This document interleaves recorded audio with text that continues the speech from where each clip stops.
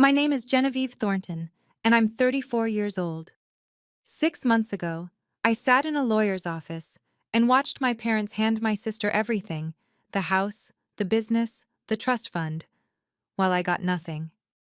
"You've always been difficult, Jen," my mother said, her voice cold and final. My sister smiled. The lawyer said nothing. I stood up, looked at Eleanor, and walked out without a word. Last week, my phone lit up with 47 missed calls. When I finally answered, my mother was sobbing. "The FBI just showed up at Eleanor's door," she cried. "They're saying something about embezzlement and money laundering. Jen, what did she do with the money?" I hadn't touched a single dollar. But my sister, the one who got everything, had made choices that were about to cost her more than she ever imagined. Before I tell you how we got here, please take a moment to like and subscribe, but only if you genuinely enjoy this story. And I'd love to know, where are you watching from, and what time is it there? Leave a comment below. Let me take you back to where it all began. Growing up, I was always the outsider in my own family.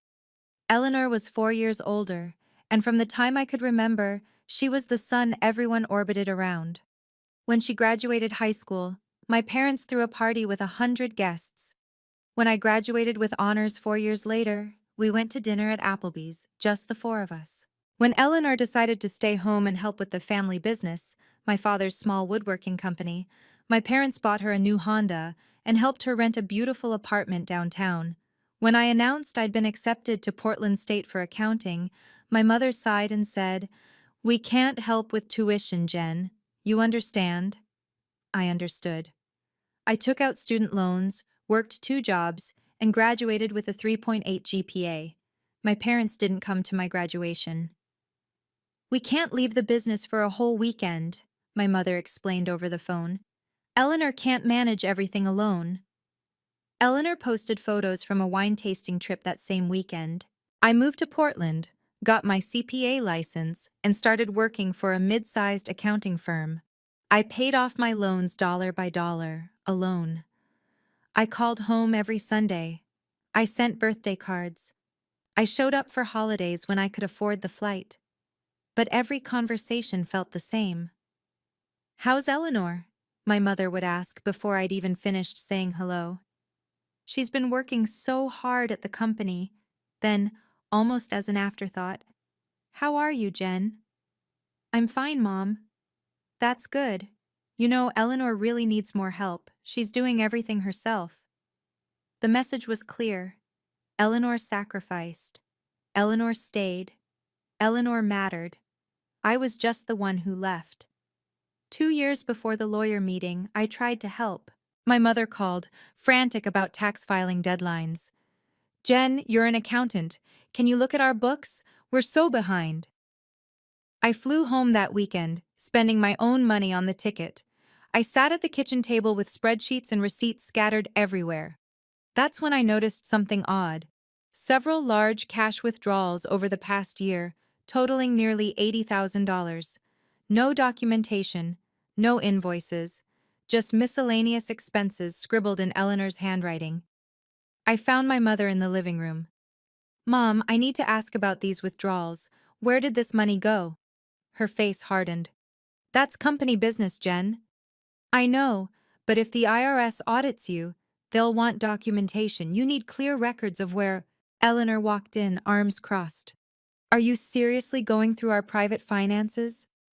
"Mom asked me to help with taxes." "Helping with taxes doesn't mean interrogating us," Eleanor snapped. "You don't work here, Jen. You don't get to tell us how to run things." I kept my voice calm. "I'm just saying, if the IRS asks, you need to show where that 80,000 came from. It's a legal requirement." My mother stood up. "This is exactly why we don't ask you for help anymore, Jen. You always find problems. You always make everything complicated." "I'm trying to protect you." "We don't need your lectures," Eleanor interrupted. "We've been running this business for 20 years. I think we know what we're doing." I closed the laptop. "Okay, I was just trying to help." My mother's voice softened slightly, but her words still stung. "You mean well, Jen. But you're always so paranoid. Everything's fine. I flew back to Portland the next morning. I never brought it up again. The email came on a Tuesday morning in March. Subject: Family Meeting. Your attendance required. From Lawrence Greenberg, attorney at law. Dear Genevieve, your parents have requested a family meeting to discuss important estate matters. Your presence is required on Friday, March 15th at 10:00 a.m. at my office in Beaverton. Please confirm your attendance. Regards, Lawrence Greenberg, escrow. I stared at the screen. Estate matters? My father was 65 and healthy. My mother was 62 and ran 3 miles every morning. Why were we suddenly discussing estates? I texted Eleanor. Do you know what this meeting is about? 3 hours passed. No response. I called my mother that evening. Mom, I got an email from a lawyer. What's going on? Is someone sick? No one's sick, she said briskly. We just need to discuss some family business. Can you make it Friday? I'll have to take off work. Can you tell me what? Friday at 10, Jen. Don't be late. She hung up. I booked a flight, requested a day off, and tried calling Eleanor again. Voicemail. On the plane, I ran through possibilities. Maybe they were finally setting up proper retirement accounts. Maybe they wanted to discuss selling the business. Maybe, and this thought made my chest tighten, maybe they'd finally acknowledged what Grandma Dorothy's will had actually said. My grandmother had died 5 years ago, leaving behind a trust fund she'd carefully built over decades. At the funeral, I remembered her lawyer mentioning something about equal distribution to both granddaughters. But my parents had handled everything, and I'd been too grief-stricken to ask questions. Maybe now, finally, they were ready to make things right. I should have known better. Lawrence Greenberg's office was in a modest brick building off Canyon Road. I arrived 10 minutes early, my hands cold despite the mild spring weather. The receptionist barely looked up. Thornton meeting? Conference room B. They're already inside. Already inside. Of course they were. I walked down the hall, my footsteps muffled by thick carpet. Through the glass panel I could see them, my parents and Eleanor sitting around a polished wooden table, laughing at something the lawyer had said. Coffee cups in front of them, a stack of documents in the center. No one had waited for me. I opened the door.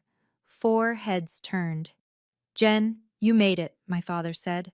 Not good to see you, not thanks for coming, just a statement of fact. Hi, Dad, Mom, Eleanor. My mother nodded.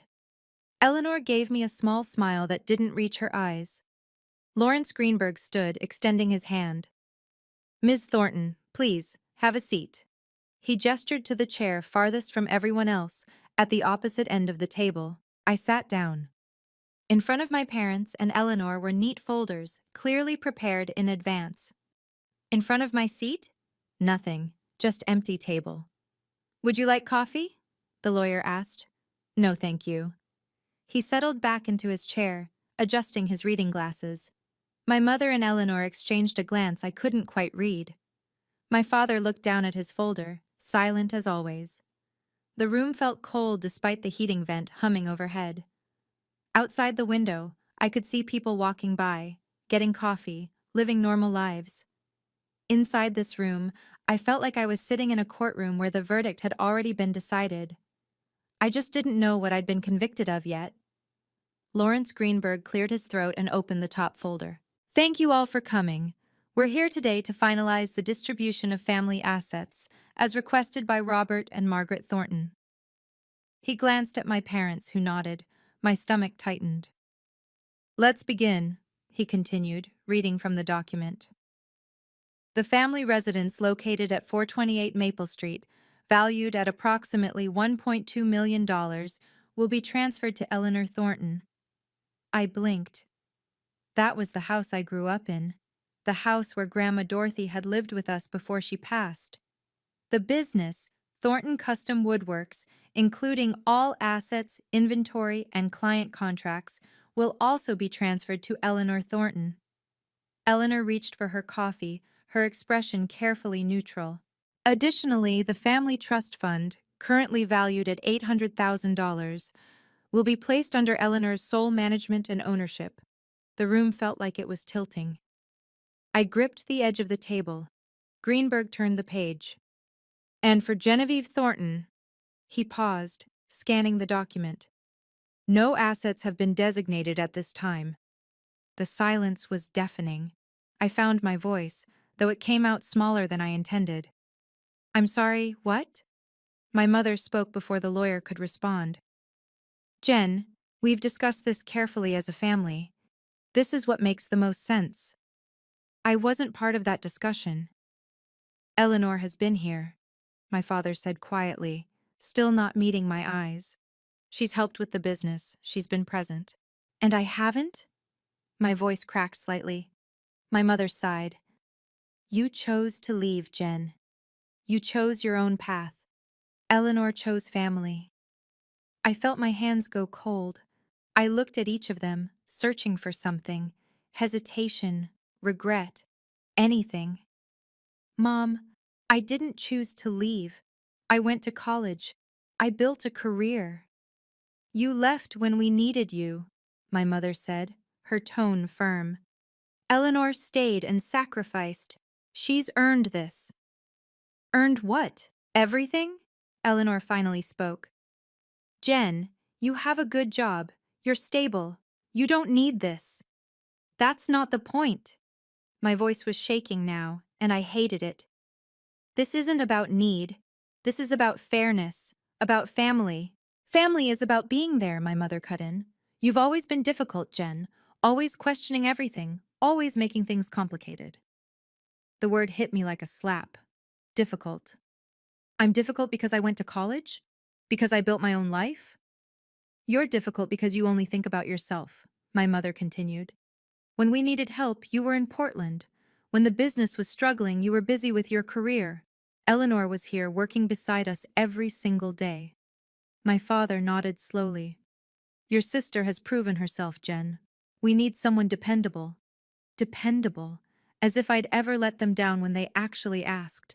I thought about the student loans I'd paid alone, the graduation they'd missed, the Thanksgiving I'd worked a double shift to afford a plane ticket home, only to spend the entire dinner hearing about Eleanor's accomplishments. We think you'll understand eventually, my mother added, her voice softening into something almost condescending. This is what's best for everyone. I looked at Eleanor. She was staring at her coffee cup, silent. Do you have anything to say? I asked her. She looked up briefly. I think Mom and Dad have made their decision. No defense, no protest, nothing. I stood up. Lawrence Greenberg looked startled. Ms. Thornton, would you like to review the documents? You have the right to— No, thank you, I said quietly. I understand perfectly. My mother frowned. Jen, don't be dramatic. I'm not being dramatic, Mom. I'm just leaving. I picked up my purse and turned to Eleanor. She looked uncomfortable now, shifting in her seat.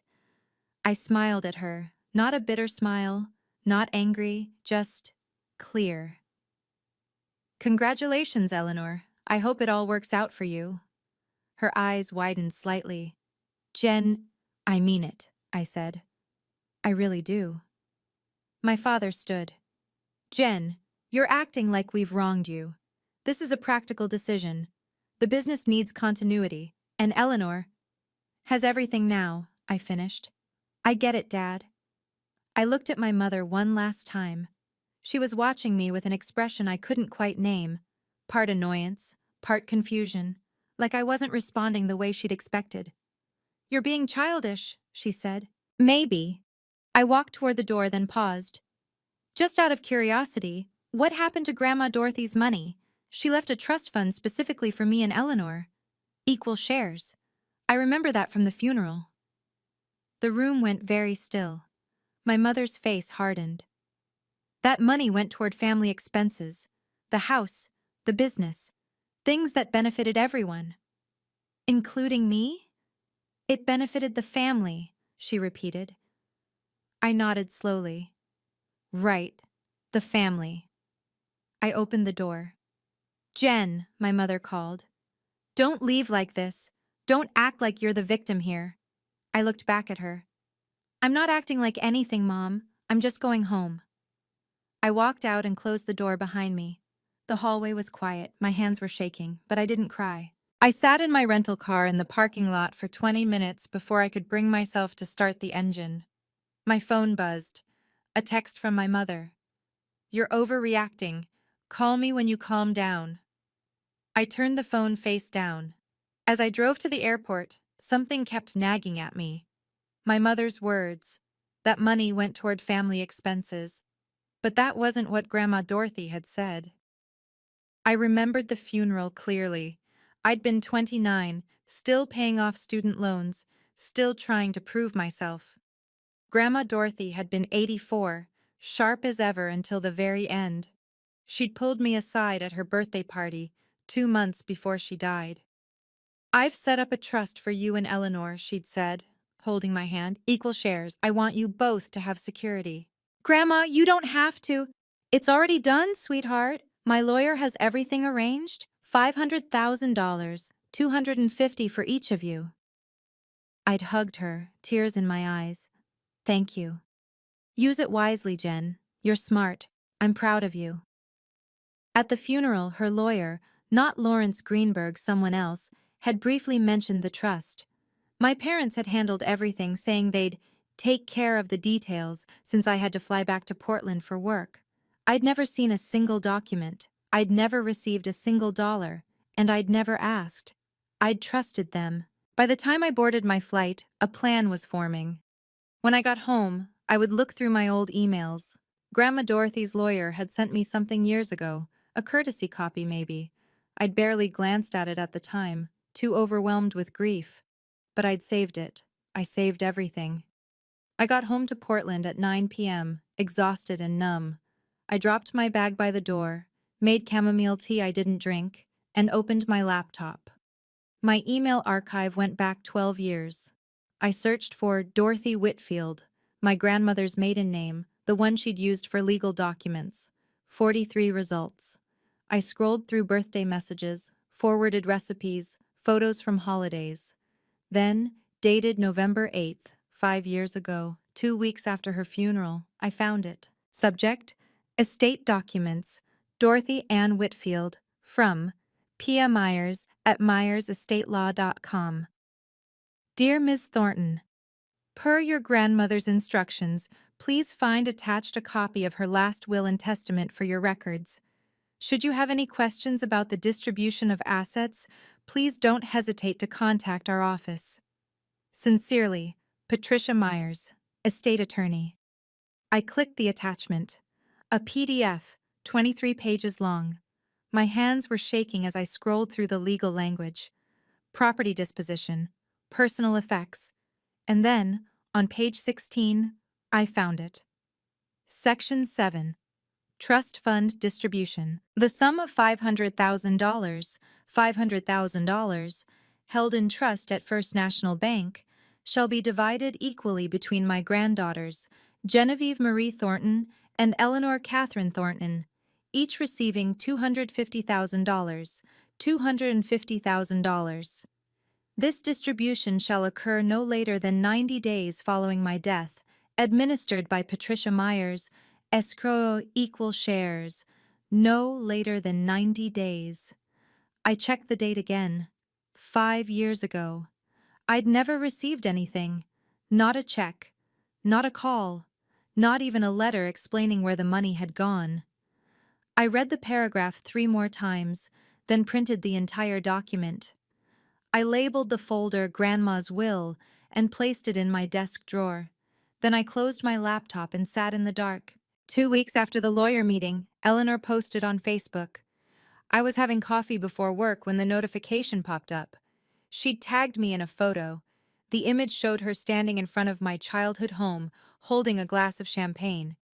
The caption read, "Officially mine.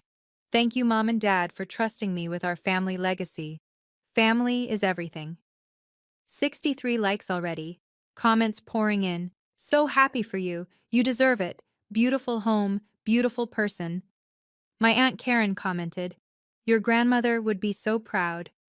I stared at that line for a long time. My phone buzzed. A private message from Stephanie, a girl I'd known in high school. "Hey Jen, I saw Eleanor's post. Did your parents give her the house?" Are you okay? I typed and deleted 3 responses before settling on, I'm fine. Family dynamics are complicated. Happy for her. Stephanie replied immediately, If you ever want to talk, I'm here. I liked the message, but didn't respond. Over the next week, Eleanor posted 6 more times. A photo of her new office at the woodworking company. A picture of paperwork labeled Thornton Trust Fund. A selfie with our parents captioned, Grateful for their guidance and faith in me.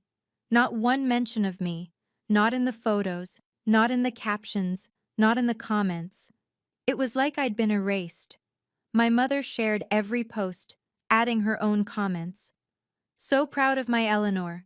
I didn't unfollow them. I didn't comment. I didn't react, but I did screenshot everything.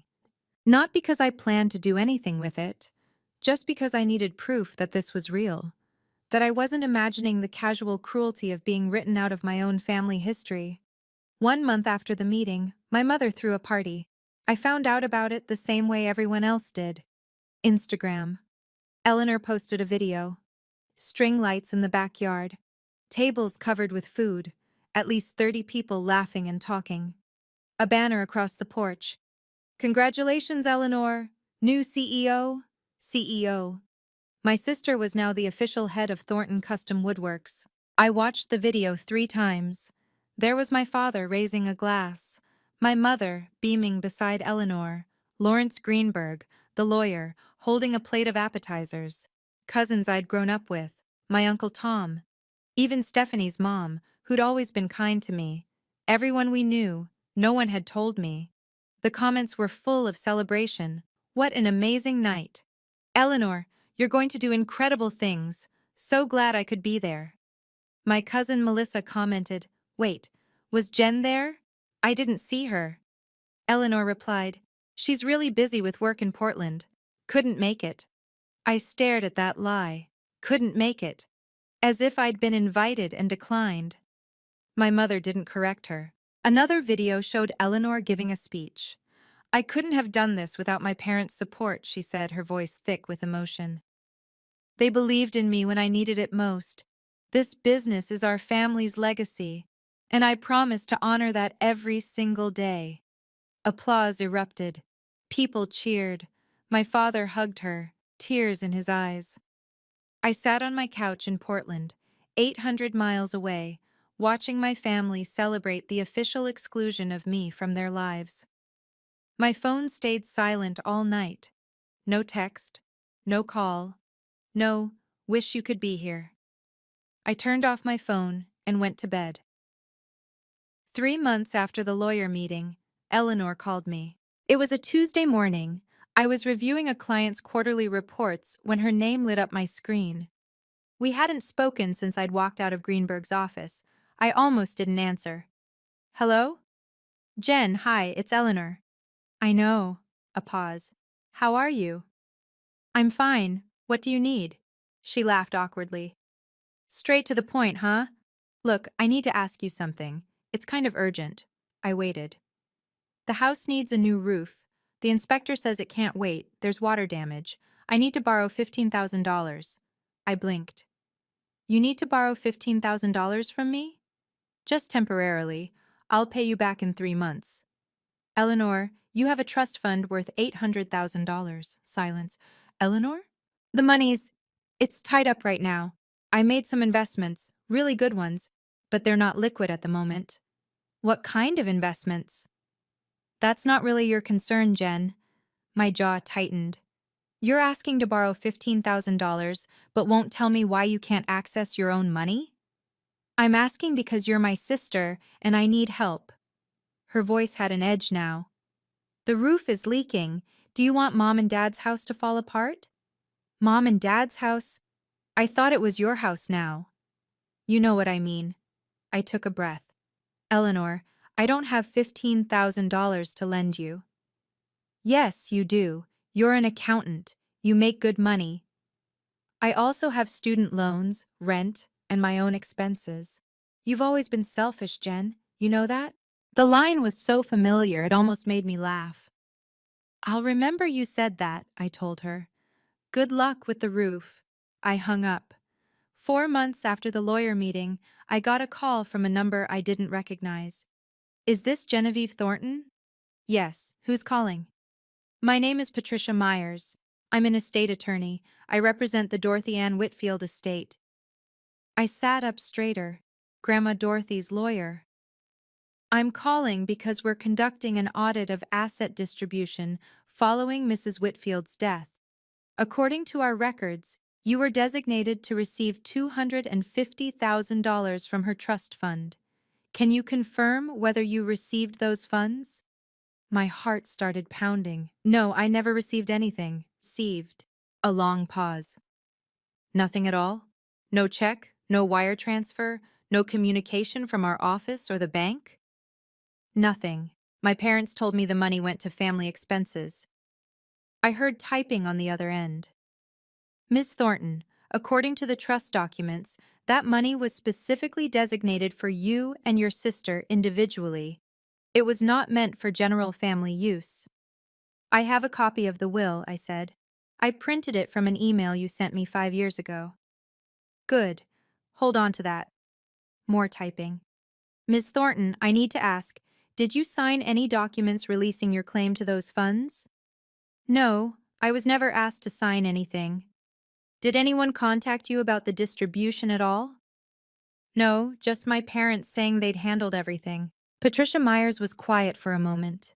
This is concerning. According to our records, the full amount was transferred to your father's account as trustee, with explicit instructions to distribute it to both granddaughters within 90 days. That was 5 years ago. What does that mean? It means I need to contact your family's attorney and your parents immediately. Something's very wrong here. Patricia Myers called me back 3 days later. Ms. Thornton, I've reviewed the trust distribution records. I need you to email me that copy of the will you mentioned. I sent it immediately. Perfect, she said. This confirms what I suspected. Your grandmother's will explicitly states equal distribution to you and Eleanor. Your parents had no legal authority to redirect your portion. What happens now? I'll be contacting your parents and their attorney. We'll need to resolve this formally. There may also be some additional complications. What kind of complications? She hesitated. I've noticed some irregular activity regarding the trust fund that was transferred to Eleanor, large withdrawals, transfers to unfamiliar accounts. It's possible there are tax implications or other legal issues. I can't say more until I investigate further. My stomach dropped.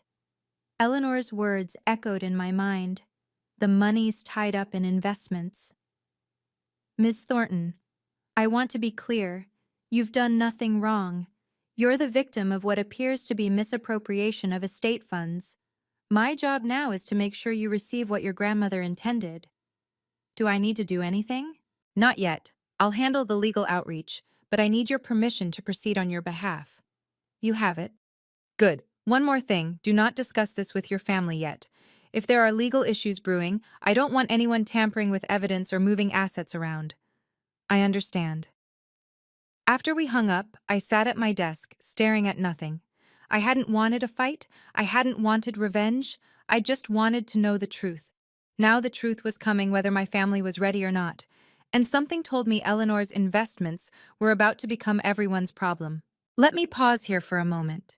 If you're still with me, I want to ask, have you ever been treated unfairly by your own family? Have you ever had to choose between staying silent and demanding what's right? Drop a comment below. I read every single one. And if you think this story is worth sharing, please hit that like button and subscribe. It really helps. Now, let's get to what happened next, because this is where everything changed. 6 months after the lawyer meeting, everything exploded. I was in a client meeting, my phone face down on the table, when I felt it start vibrating. Once, twice, 3 times in a row. I ignored it. The client was explaining their budget concerns for Q4, and I needed to focus. But the buzzing didn't stop. When the meeting finally ended an hour later, I picked up my phone and froze. 47 missed calls, 10 from my mother, 5 from my father, 32 from Eleanor, 23 text messages. The most recent from my mother sent 2 minutes ago. Jen, answer your phone. Emergency. My hands shook as I scrolled through the messages. Eleanor, call me now. Eleanor, Jen, please, this is serious. Eleanor, why aren't you answering? My father. Pick up my mother. This is urgent. My mother, we need you to call us immediately. My mother, Jen, please. The last text was from Eleanor, sent 60 seconds ago. The FBI is here. Call me. My heart stopped. I stepped into an empty conference room and called my mother back. She answered on the first ring. Jen, oh my God, finally! Mom, what's happening? What's going on? She was crying. Actual gasping sobs. They're here. The FBI is at Eleanor's house right now. They came with a warrant. They're taking computers, files, everything. What? Why? They're saying something about embezzlement, money laundering. Jen, what did Eleanor do with that trust fund money? I gripped the edge of the table. Mom, I didn't touch that money. I never received any of it. But Eleanor said what? My mother's voice broke. She said you reported her for something. She said this was your fault. Mom, I didn't report anyone, I said slowly. I don't even know what's happening. They're questioning her right now. They showed her documents, transactions, account numbers. Jen, they think she stole money. From who? I don't know. My mother was hyperventilating. They mentioned fraud, international transfers, some kind of investment scheme. Your father's been trying to call his lawyer, but no one's answering. I heard shouting in the background. My father's voice, angry and desperate. Jen, you have to help. You're an accountant. You understand these things. You can explain to them that Eleanor didn't know. Mom, stop. My voice was firmer than I'd ever used with her. I can't help with this. I don't know anything about Eleanor's finances. But you work with the FBI on tax cases, don't you? No, Mom. I work with the IRS sometimes. That's completely different. Well, you have to do something. She's your sister. I'm not involved in this. There was a crash in the background, the sound of something heavy falling. My mother screamed, Mom! Mom, what's happening? They're taking everything. The computers from the office, the filing cabinets. Jen, they're treating her like a criminal. My father's voice came through, distant but clear. Margaret, get off the phone. The lawyer said not to talk to anyone. This is our daughter, my mother shrieked back. Then, to me, Jen, please, please help us. We don't know what to do. I closed my eyes. Mom, you need to hire a criminal defense attorney, not a family lawyer, a criminal attorney. Criminal? She started sobbing again. My baby girl isn't a criminal. Then she'll need a lawyer to prove that. How can you be so cold? I didn't have an answer. I hung up and immediately Googled FBI raid Beaverton, Oregon. The first result was from the local news posted 20 minutes ago. FBI raids local business owner's home in financial fraud investigation.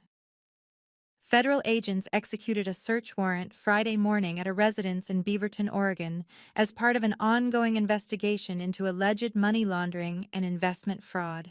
Sources say the investigation involves connections to an international pyramid scheme that defrauded investors of millions of dollars.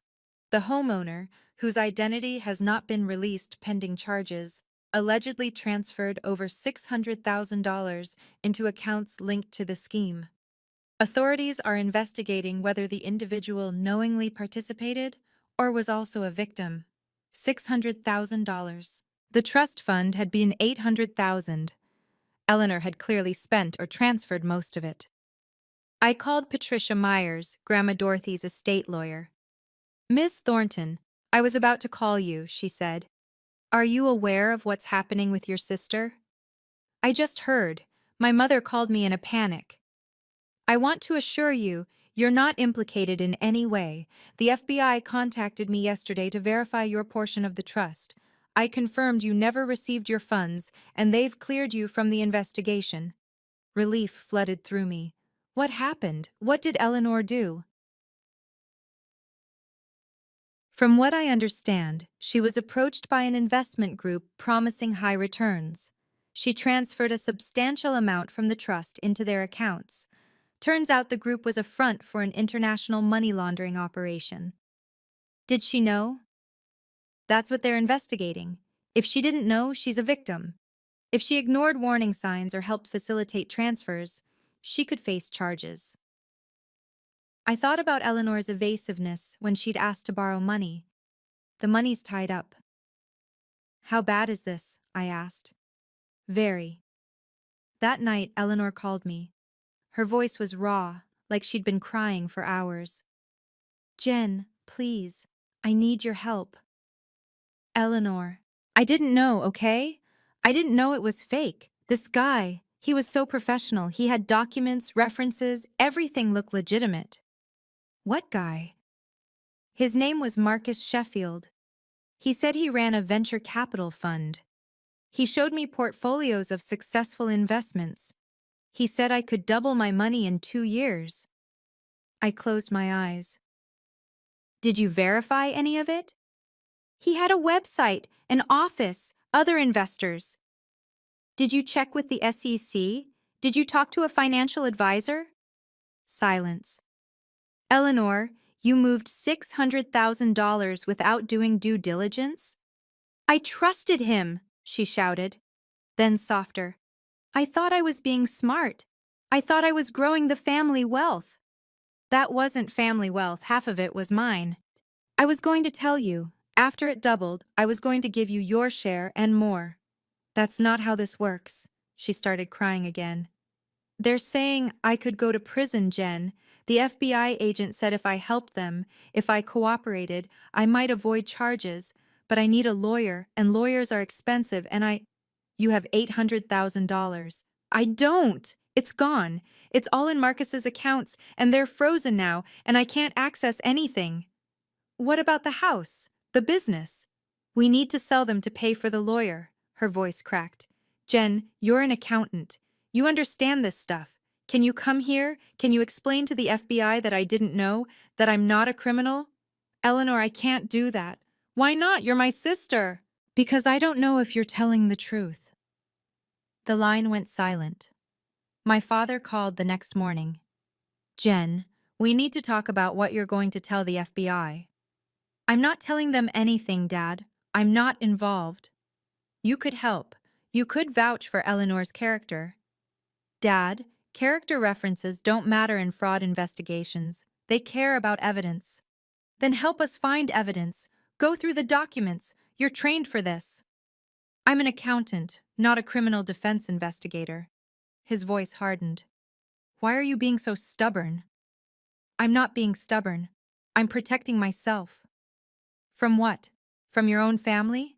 From legal liability. I kept my voice calm. Dad, if I get involved and say the wrong thing, I could be called as a witness. I could be subpoenaed. This is serious.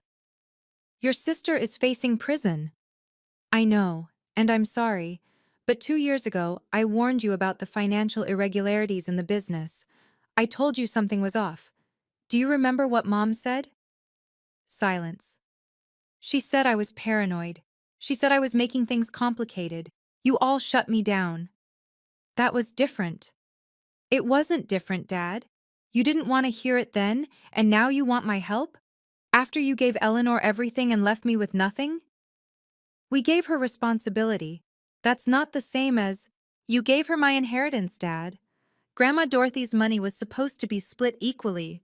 You let Eleanor take it all and use it however she wanted. Now it's gone, and you're surprised? We thought we were doing the right thing. For who? He didn't answer. I'm sorry this is happening, I said quietly. I really am, but I can't fix it. Eleanor made her choices. Now she has to face the consequences. My father's voice was cold. You've become very hard, Jen. No, Dad, I've become honest. He hung up. I need to pause again and ask you something. Do you think I should have helped them? Is there ever a time when forgiveness becomes letting people take advantage of you? Leave your thoughts in the comments. I genuinely want to know what you think. If this story resonates with you, please like and subscribe. We're almost at the end, and you'll want to hear how this all turned out. Let's keep going. That evening, I sat down and wrote an email. I wrote it carefully, choosing every word with precision. This wasn't about anger, it was about clarity. To Robert Thornton, Margaret Thornton, Eleanor Thornton. Subject: My position. Mom, Dad, and Eleanor. I want to be very clear about my role in the current situation. I am not involved in any way with Eleanor's financial decisions or the investigation surrounding them. I have not reported anyone to any authorities. I have simply provided truthful information to estate lawyers about my grandmother's will when they contacted me. I understand this is an incredibly difficult time for all of you. I am genuinely sorry that Eleanor is facing legal trouble. I don't wish harm on anyone in this family. However, I cannot and will not involve myself in this case. I am not qualified to help with criminal defense matters, and doing so would put me at legal risk. 2 years ago, I tried to warn you about financial irregularities. I was dismissed. I tried to be part of this family's decisions. I was excluded. I am not trying to punish anyone now. I am simply protecting myself and respecting the boundaries you set when you decided I wasn't part of the family's future. I hope you find a good attorney. I hope Eleanor cooperates with the investigation. I hope this resolves as fairly as possible. But I will not be participating. I wish you all the best. Jen. I read it 3 times, then hit send. My mother replied within 5 minutes. You're heartless. My father didn't reply at all. Eleanor wrote, I'll never forgive you for this. I closed my laptop and didn't respond to any of them. I'd said what I needed to say. 2 months later, the news broke publicly. Local business owner charged in connection to investment fraud scheme. Eleanor Thornton, 38, of Beaverton, has been charged with 1 count of participation in a fraudulent financial scheme. Prosecutors allege Thornton transferred over $600,000 into accounts linked to an international money laundering operation. Thornton's attorney maintains she was a victim of the scheme and cooperated fully with investigators. As part of a plea agreement, Thornton will avoid jail time, but must pay $200,000 in fines and complete 500 hours of community service. She will also be prohibited from managing investment accounts for 5 years. Thornton's family business, Thornton Custom Woodworks, and her personal residence have been listed for sale to cover legal fees and restitution costs. I read the article 3 times. No prison. That was something. But Eleanor's life as she knew it was over. The business my father had built over 30 years, gone. The house I grew up in, gone. The trust fund Grandma Dorothy had carefully saved, gone. And the family's reputation in our small community, destroyed.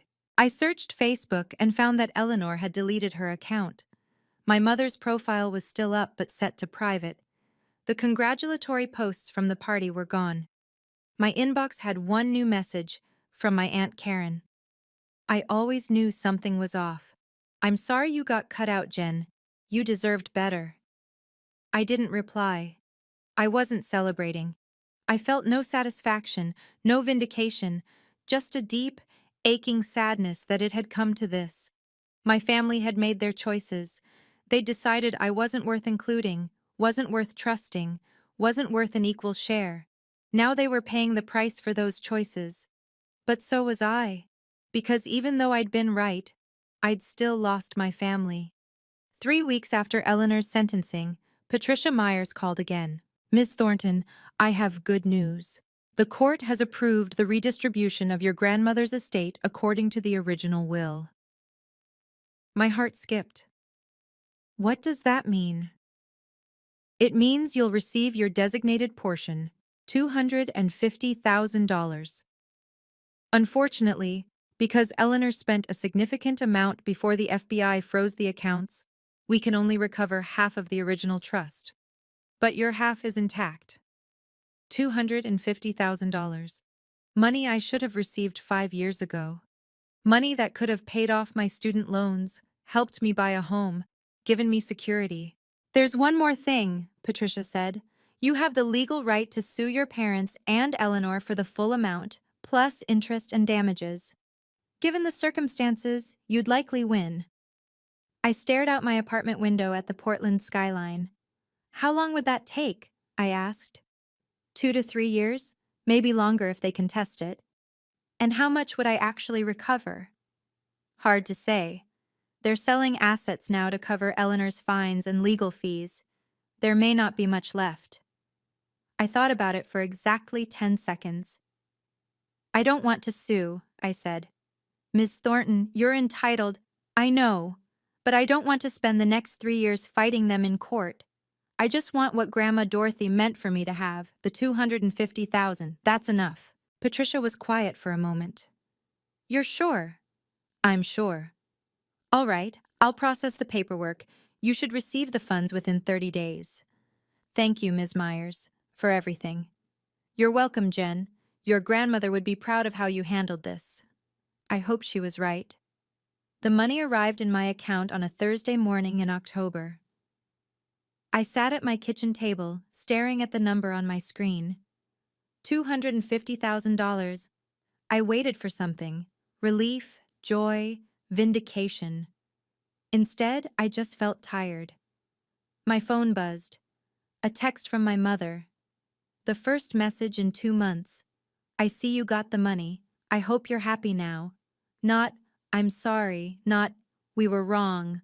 Not, we should have treated you fairly from the start. Just accusation. Just bitterness. I didn't respond. Eleanor never contacted me at all. My father sent a single text 3 days later. Your mother is very hurt. I hope you know that. Again, I didn't reply. But my cousin Melissa reached out. Hey Jen, I heard what happened. I always thought it was unfair how they treated you. I'm glad you got what Grandma left you. You deserved it. That message made me cry more than anything else had in months. A week later, Stephanie, the friend from high school, texted. I don't know the whole story, but I know your family hasn't been fair to you for years. I'm proud of you for standing up for yourself. That takes guts. I realized something then. The people who truly cared about me, who saw me clearly, had been on the sidelines all along. They'd witnessed the casual cruelty, the dismissiveness, the way I was always made to feel like I wasn't enough. And now they were telling me what my parents never would. You deserved better. I didn't need my family's apology. I needed my own peace. And for the first time in months, sitting in my small apartment with those kind messages on my screen, I felt something close to it. I spent 2 weeks thinking carefully about what to do with the money. The first thing I did was pay off my student loans. All $47,000. I clicked the Pay in Full button and watched the balance drop to zero. For the first time since I was 22 years old, I owed nothing. Next, I put a down payment on a small one-bedroom condo in Southeast Portland. Nothing fancy, just a place that was mine. A place no one could take from me. Then I did something that felt right in a way I couldn't fully explain. I contacted Portland State University and set up a scholarship fund in my grandmother's name, the Dorothy Ann Whitfield Scholarship for first-generation college students. $50,000. Enough to provide $5,000 annually to 10 students who, like me, were doing it alone. Students whose families couldn't or wouldn't help. Students who needed someone to believe in them. The rest, about $100,000, I put into savings. Not for anything specific. Just for security. For breathing room, for the future, for the... I didn't buy a new car. I didn't go on an extravagant vacation. I didn't post about it on social media. Instead, I sat at my new kitchen table in my new condo, drinking tea and looking out at the city. And I felt something I hadn't felt in a very long time. Freedom. That night, I wrote a letter I never sent. Dear Grandma Dorothy, thank you for believing in me. Thank you for seeing me as someone worthy of investment, even when my own parents didn't. I'm using your gift wisely, not just for myself, but to help others the way you helped me. I miss you. I love you. And I promise to make you proud. Jen. I folded the letter and put it in a drawer. 6 months after I moved into my condo, I sat by the window on a Saturday morning and thought about that day in the lawyer's office. The day my parents had handed my sister everything and called me difficult. The day I'd smiled and walked away. I used to think that moment was my lowest point. the ultimate rejection. But now I understood. It was actually the beginning of my freedom, because walking away from that table meant I stopped waiting for them to see my worth. I stopped trying to earn their approval. I stopped shrinking myself to fit into a family that had no space for me. Had I wanted things to be different? Of course. Did I wish my parents had loved me and Eleanor equally? Every single day. But wishing didn't change reality. And reality was this. My family had made their choices. They'd decided long ago who mattered and who didn't.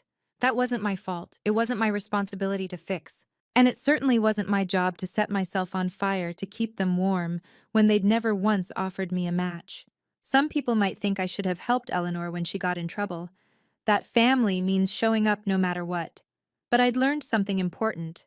Love without respect isn't love, it's exploitation. And boundaries aren't cruelty. They're self-preservation. I didn't win. Not really. I didn't get my family back. I didn't get an apology. I didn't get validation. But I got something better. I got myself back. The version of me who knows her value doesn't come from other people's approval. The version who can sit in a quiet room and feel at peace. That's not winning in the way movies show it, but it's the only win that actually matters. If there's one thing I want you to take from my story, it's this. Boundaries are not mean. They're not selfish. They're not evidence that you don't love someone. Boundaries are the way you teach people how to treat you. For years, I accepted being treated as less than because I thought that's what family required. I thought if I just kept showing up, kept being patient, kept proving myself, eventually they'd see me. But people who don't want to see you never will. And that's not your failure. It's theirs. I learned that loving someone doesn't mean accepting their mistreatment. It doesn't mean sacrificing your dignity to maintain a relationship. It doesn't mean setting yourself on fire to keep them warm. Sometimes, the most loving thing you can do, for them and for yourself, is to step back and let them face the natural consequences of their choices. I didn't report my sister. I didn't sabotage my family. I didn't seek revenge. I just stopped protecting them from themselves. And when the truth came out, when Eleanor's choices caught up with her, when my parents' favoritism left them with nothing, I didn't celebrate, but I also didn't rush in to fix it. Because fixing it would have required me to betray myself, again. And I was done doing that. Boundaries aren't walls. They're doors. You decide who gets to walk through.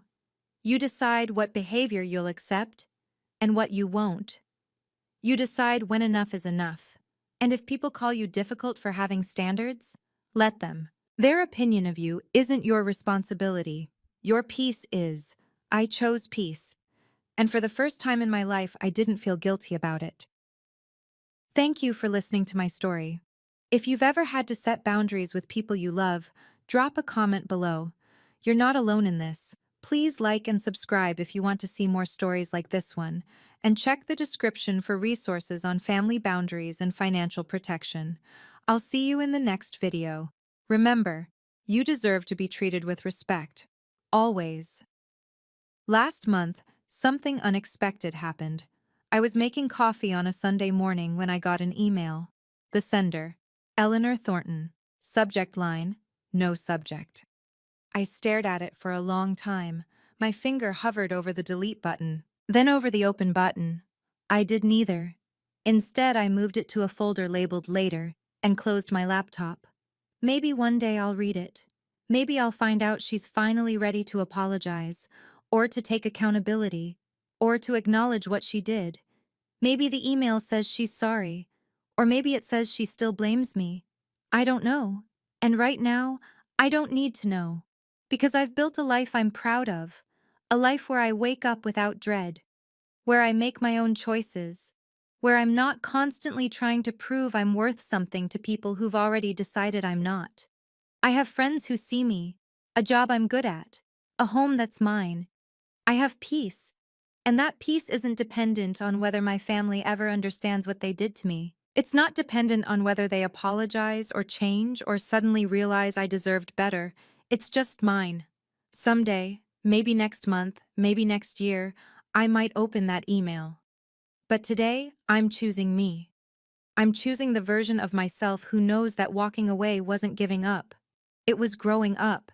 And if my family ever wants to be part of my life again, they'll have to meet me where I am now. Not where I used to be, small, accommodating, desperate for their approval. But here, strong, boundaried, free. For the first time in my life, I'm not waiting for anyone's permission to be okay. I already am.